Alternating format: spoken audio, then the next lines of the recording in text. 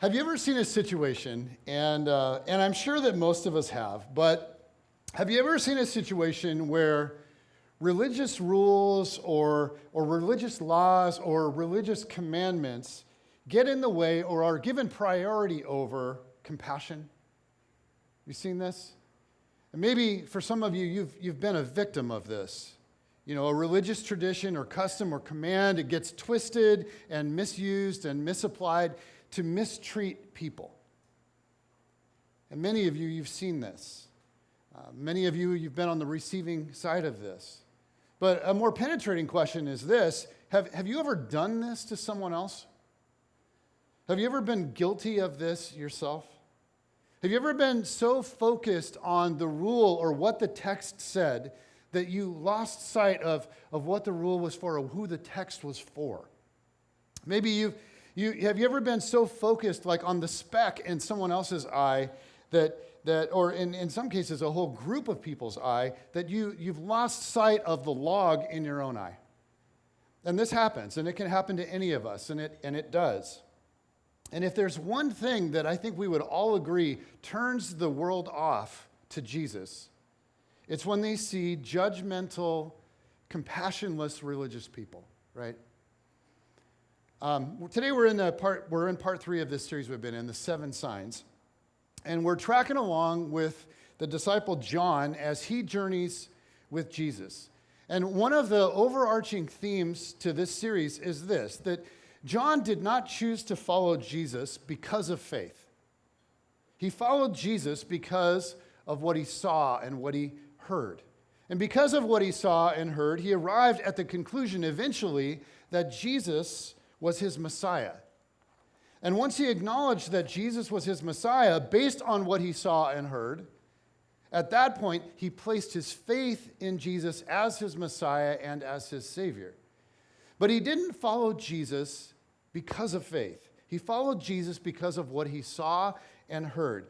Here are his words from a letter that he wrote in the first century called 1 John. And here's what he writes. He says, "That which was from the beginning, which we have heard, which we have seen with our eyes, which we have looked at, and our hands have touched." Okay, in other words, we don't proclaim something to you that we hope is true. We saw it. Peter and Andrew and Matthew and Thomas and all the rest of the 12, we saw it. We saw the miracles. We heard the teaching, and so did the crowds. So did the multitudes. We watched a man be crucified and then come back to life. And so did hundreds of other people. We aren't telling you a story that we hope is true. We saw it, we touched it, we heard it, we lived it. And John struggled to describe all of this. But here's his attempt in verse 2 of 1 John chapter 1. He says, "The life appeared, and we have seen it and testified to it." And you're like, "Well, John, what do you mean the life appeared?" He's like, "Well, I don't know, really. What I know is Jesus, my rabbi, my friend, who I came to believe as my Messiah and I embraced as my Savior, it's like all I can say is he brought life. He was the very embodiment of life. He was like life personified. And we saw it, and we touched it, and we heard it, and now we testify to it." He says, "We proclaim to you what we have seen and heard." So John wrote these letters to the churches in the first century. Letters 1st, 2nd, and 3rd John. There's 3 of them.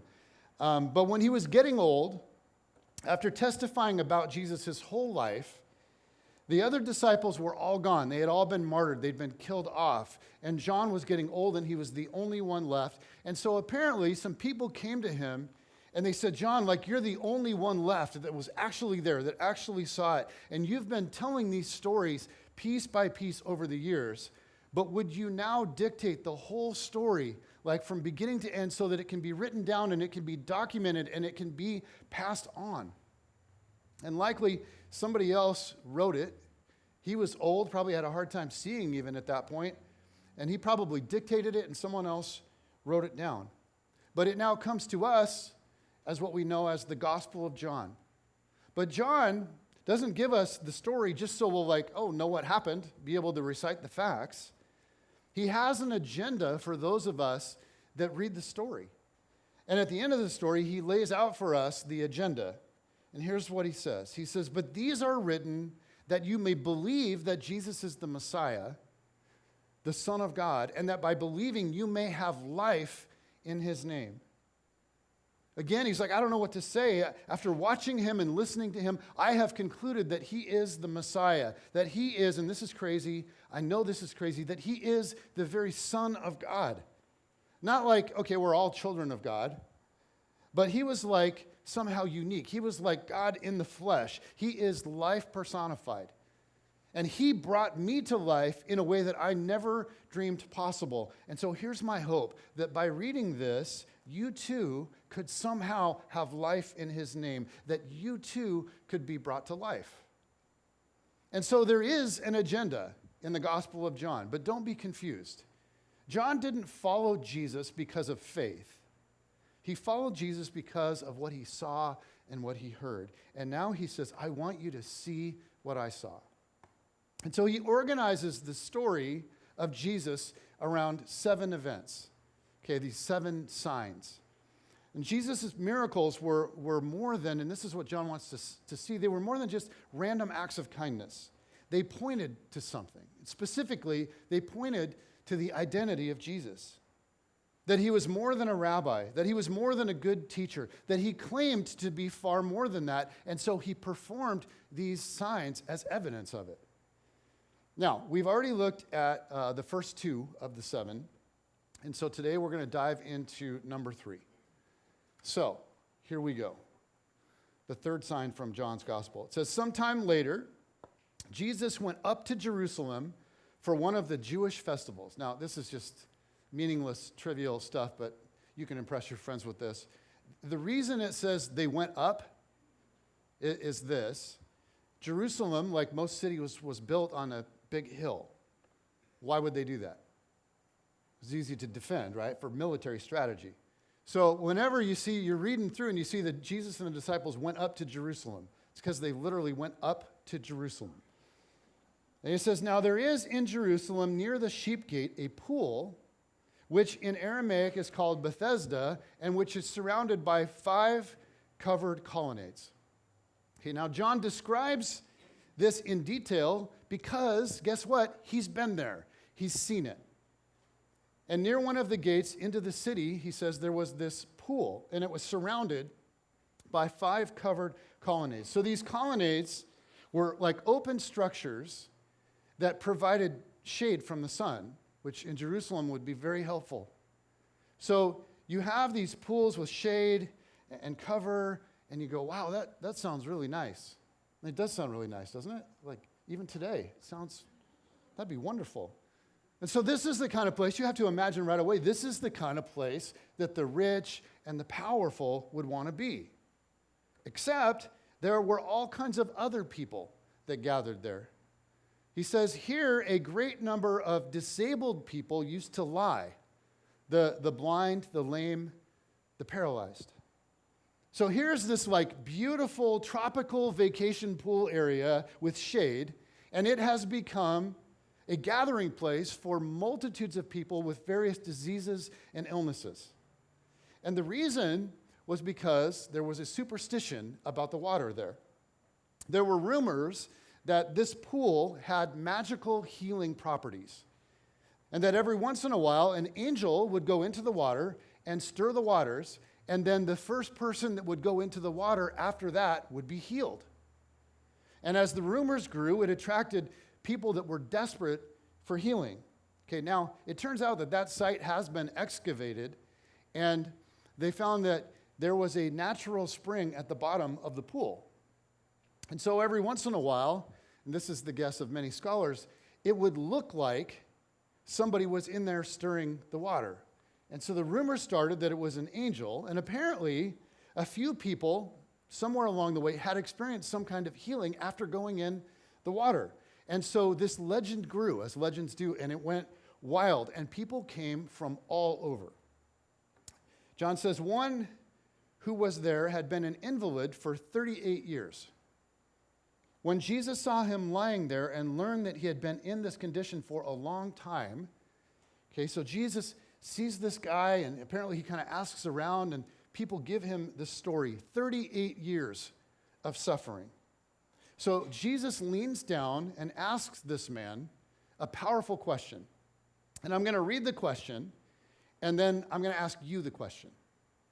And it's not really the central point of today's message, but this is such a powerful question. And for some of you, this could be the very reason that you came today. So Jesus leans down and he asks what seems like kind of a weird question. He leans down and asks, do you want to get well?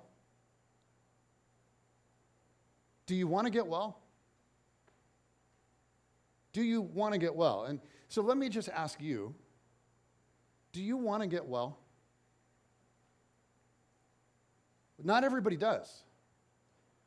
I mean, maybe you spent some time in your life really just complaining and complaining and complaining, but you've not done what it takes to get well because you know what? Sometimes getting well is harder than staying sick.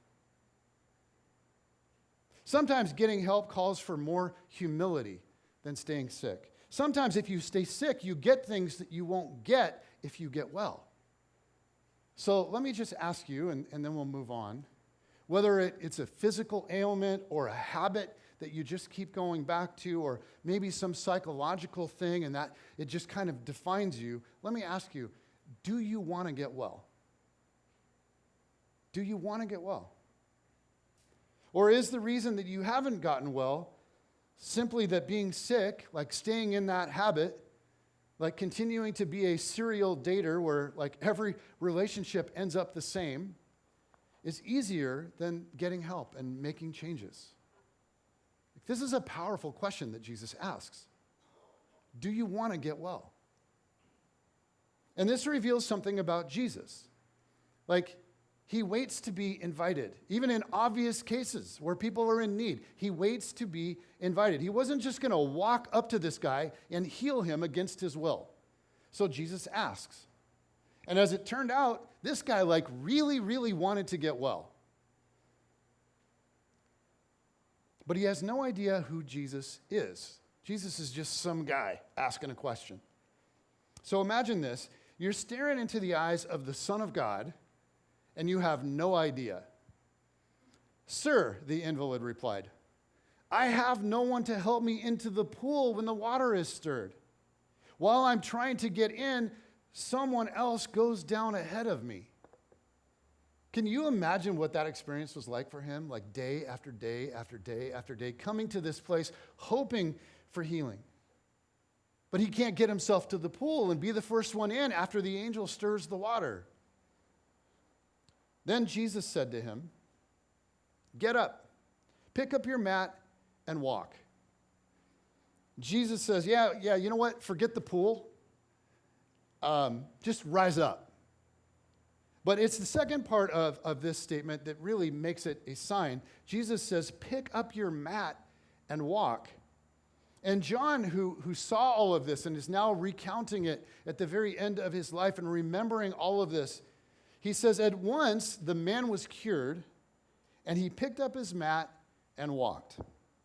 And so he turns around to thank, I'm assuming, to thank and acknowledge Jesus, but Jesus has disappeared into the crowd, which is kind of weird. But it makes a little bit more sense as the story goes on. Because in telling this man to pick up his mat and walk, Jesus has just like whacked the hornet's nest on purpose. Because, John says, the day on which this took place was a Sabbath. Now, on the Sabbath in Jerusalem specifically, and all around the temple, the Pharisees would go prancing around, right? They would go prancing around looking for people that might be breaking the rules, making sure nobody's violating the laws of the Sabbath. Some of you had older siblings just like this. Some of you were the older siblings just like this. And they see this man carrying a mat. And not only is he carrying his mat, he's like going to worship. He's walking toward the temple, breaking the laws of the Sabbath. And so he's heading toward the temple to give thanks to God because, as you can imagine for him, this was a big day in his life. This guy's been an invalid for 38 years. And you think about it, like, when was the last time he was in the temple? It's been a long, long time. And here he is walking to the temple to give praise to God. But the Jewish leaders see him carrying his mat toward the temple, and it says, and so the Jewish leaders said to the man who had been healed, "It is the Sabbath. The law forbids you to carry your mat." Well, actually, the law didn't forbid it. The religious traditions did, but the Mosaic law didn't. The Sabbath instruction was laid out by Moses in the Ten Commandments. It was the fourth commandment.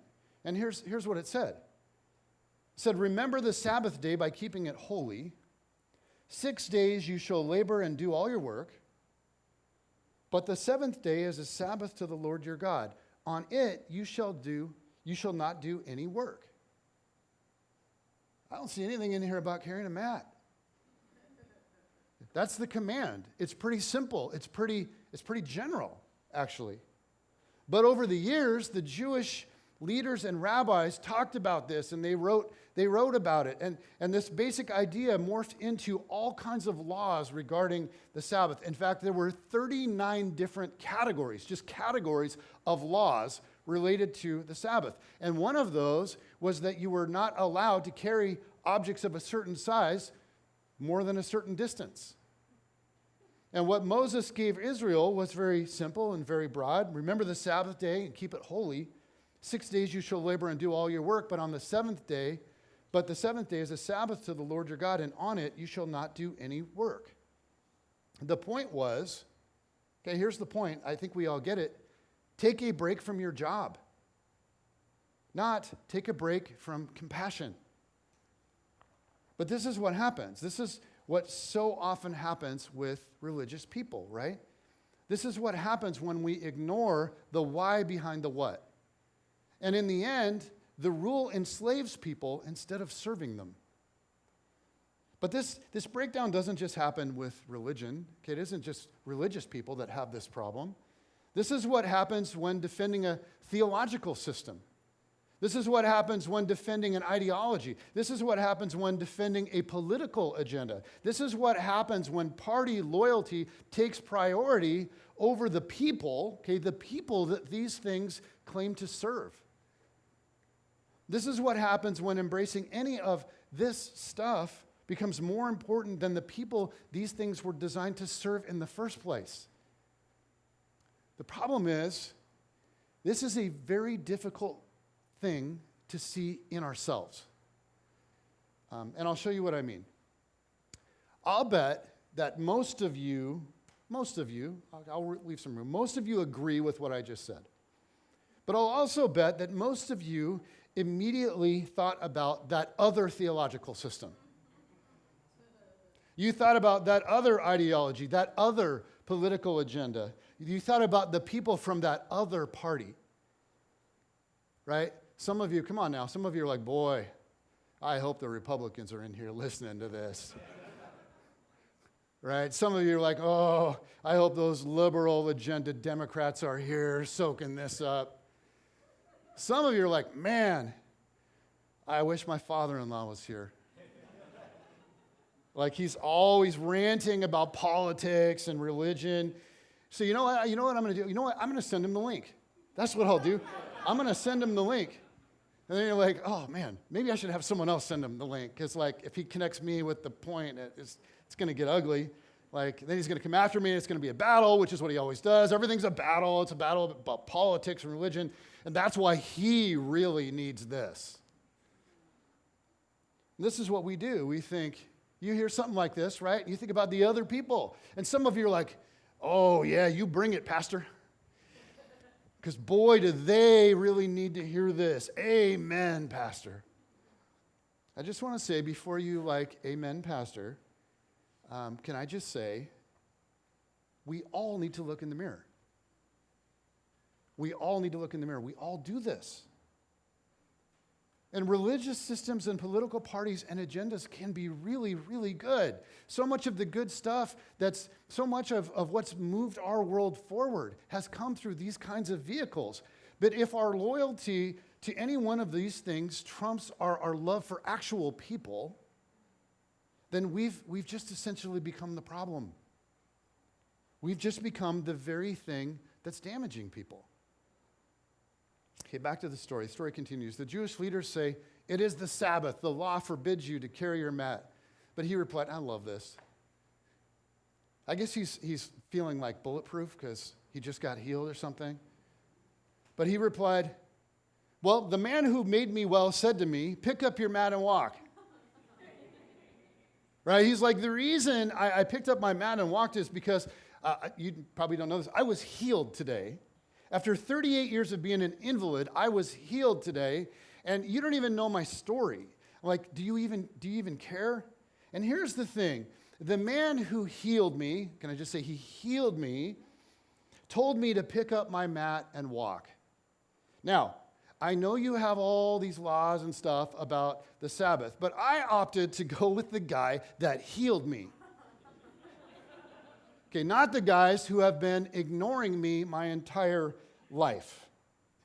Not the guys who have been condemning me my entire life, telling me that I deserved to be an invalid because I must have sinned, and that's why God is punishing me in this way. There was a belief that was highly prevalent in the first century among Jewish people that when people got sick or something went really haywire, became disabled, that it must be because God is punishing them.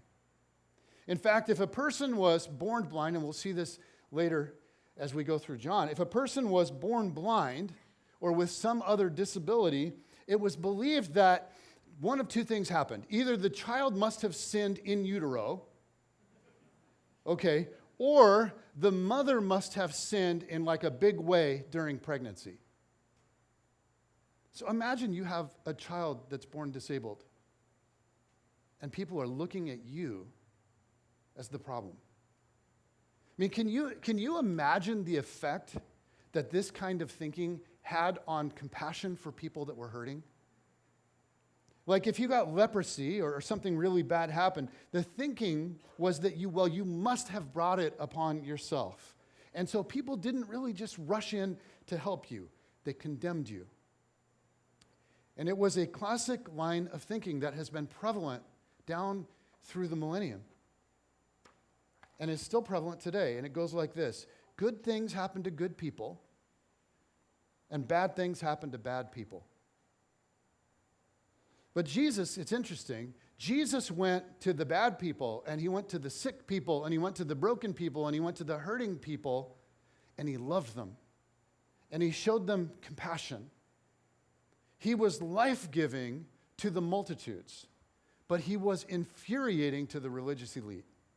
And here, this man points to Jesus as the one healing, and they are furious.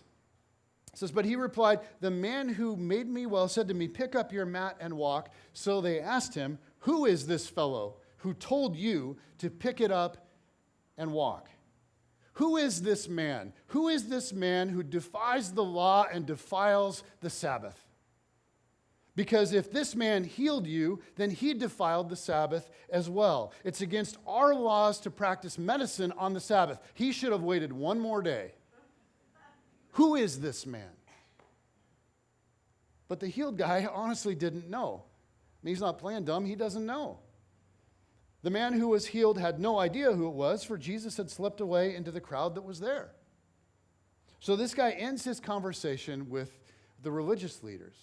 And it says, later, Jesus found him at the temple and said to him, see, you are well again. See, you are well again. And here they are. And the visual that I have is they are celebrating together. See, you are well again. And then Jesus says something that's baffled people for years. Like theologians and Bible scholars have all kinds of debate around this. Check this out. Jesus then says, okay, see, you are well again. And then he says, stop sinning, or something worse may happen to you.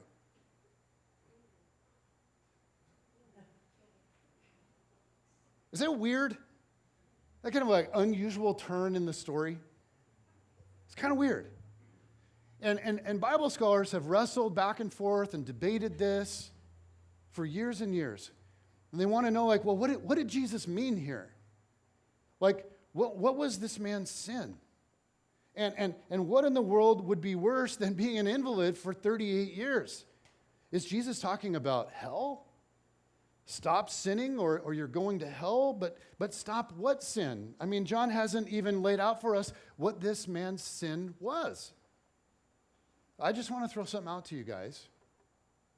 What if John has told us what this man's sin was? This man was just accused of sinning by carrying his mat.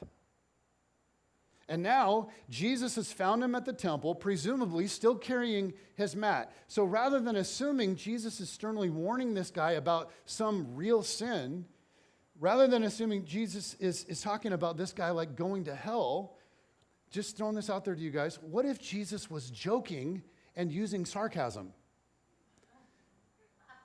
I mean, picture this in the moment, right? Jesus tracks this guy down at the temple carrying his mat. And you imagine Jesus going over to this man and smiling, and he's like, see, you are well again. And then Jesus like maybe puts his hand on his shoulder and kind of motions to the mat, and he jokes, he says, hey, stop sinning or something worse may happen to you. And they both laugh and they hug, and this is actually a very sweet exchange. Well, John didn't spell it out. So there's a huge debate, and I'm sure that people would tell me I couldn't be a pastor if I just told you guys that. But here's the problem. There's really no way to know for sure.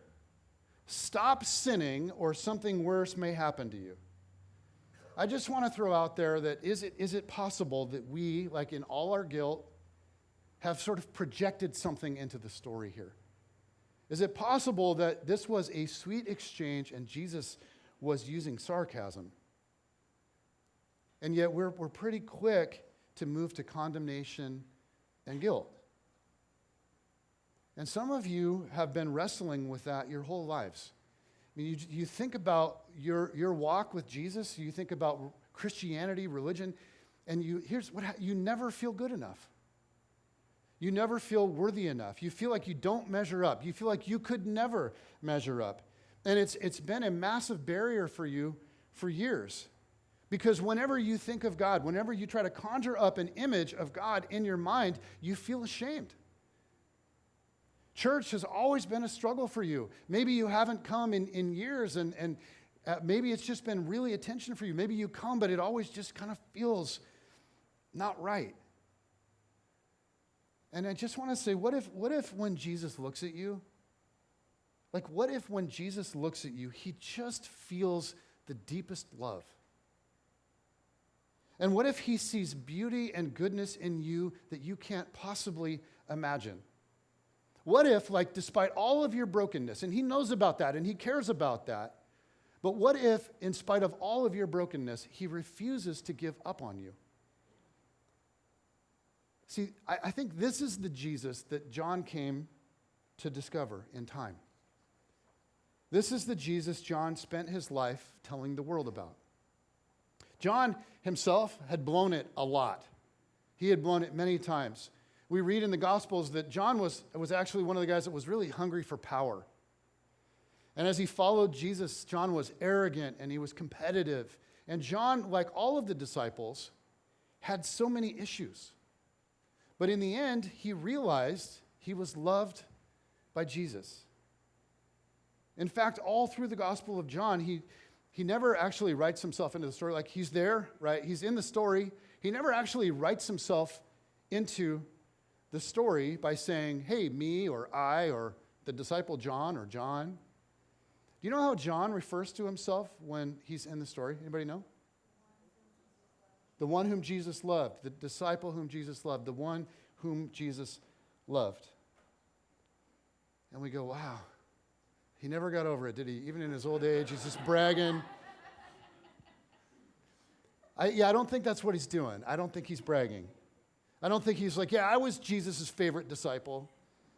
I think it's more like this. Despite all of my mess, despite all of my sin, despite the reality that I failed again and again and again and again, when it was all said and done, here's what I know. Jesus loved me. Jesus loved me. And John isn't inviting us into a religious system. He didn't write the Gospel of John so that we could enter into a religious system. He wants us to encounter Jesus. That Jesus, the Jesus that he knew. Why? Because when you recognize who Jesus is, you will lose your fear of religion. Now, why did John write his gospel? Because he wants you to discover for yourself who Jesus is and find life. He wants you to come alive like he came alive. He wants you to feel loved like he felt loved. And when you can see Jesus like that, then you can begin to give yourself to him fully with no fear. And maybe for some of you, like you desperately need this. Maybe you're the product of a really flawed, broken religious system. And now, as an adult, you're so bound up with guilt and shame and fear, and you just you're trying, but you just can't seem to get past it. Guys, I'm telling you, when you recognize who Jesus is, you will lose your fear of religion. And John wants us to see the Jesus he saw. Okay, so back to the story. Jesus and the man have this moment in the temple. Afterward, it says, the man went away and told the Jewish leaders that it was Jesus who made him well. So because Jesus was doing these things on the Sabbath, the Jewish leaders began to persecute him. In his defense, Jesus said to them, I love this, my Father is always at his work to this very day, and I too am working. He's like, guys, I'm just being like God. God doesn't take a day off. And you think about it, like, just so you know, God violates your version of the Sabbath, doesn't he? God is always at work, right? He's like, I mean, if you had a crisis, would you pray on the Sabbath for God to rescue you? Or would you say, can't pray today, God's taking the day off? No, you pray because God is always at his work. And he's like, well, my Father, whom you call God, is where I take my cues. And so I too am working like Father, like Son. He says, for this reason they tried all the more to kill him. Not only was he breaking the Sabbath, but he was even calling God his own Father, making himself equal with God. Who does he think he is? It's like, exactly, that's the right question. Who does he think he is? It's always the question. And you think about it, like when Jesus cleanses the temple in that famous scene, they don't say, hey, what do you think you're doing? They say, who do you think you are? And John, who gives us this gospel, is saying to you and to me, if you're going to wrestle with something about Christianity, it should always be this. Who do you think Jesus is? Who do you think Jesus is? Because there have always been messed up religious people, and there have always been broken, messed up religious systems. But the ultimate question is simply, who do you think Jesus is? Who do you think you are? This guy is making himself equal with God. Well, exactly. Who would do that? I mean, how would you possibly substantiate a claim like that? Well, John says, just keep following me on this journey, and I'll show you. Jesus gave them this answer. Very truly, I tell you, the Son can do nothing by himself. He can do only what he sees his Father doing, because whatever the Father does, the Son also does. Guys, this is an extraordinary statement made by Jesus. He's saying to the Pharisees, but also to you and me, you want to know what God is really like? He's saying, watch me. He's saying, you want to know what God really thinks? Then listen to me. And this is what the gospel writers and the disciples would go on to teach, that Jesus is God in a body, that he is God made flesh. And if we want to know about God, then Jesus is our picture. What did the signs of Jesus point toward? They pointed toward his identity. They weren't just random acts of kindness. They revealed something. And yet, while there were many, many, many who believed, there were many others who resisted, even with the miracles right there in front of them. Here was Jesus living among them, and yet they were plotting his death. So Jesus responds to the Pharisees and says, you study the scriptures diligently because you think that in them you will have eternal life. These are the very scriptures that testify about me, yet you refuse to come to me to have, and there's that word again, to have life.